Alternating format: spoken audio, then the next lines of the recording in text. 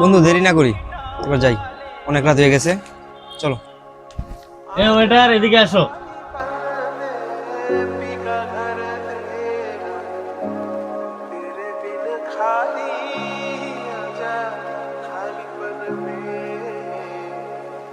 এই যে এখানে 300 টাকা বিল আর তোমার 100 টাকা বকশিশ দিলাম তোমার।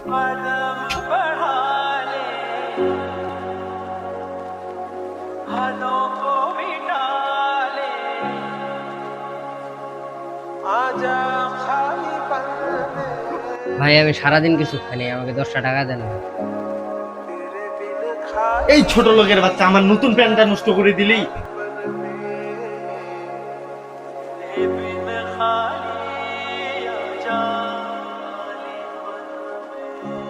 কিরে বন্ধু, আমাদেরকে ছেড়ে তোরা চলে যাচ্ছিস?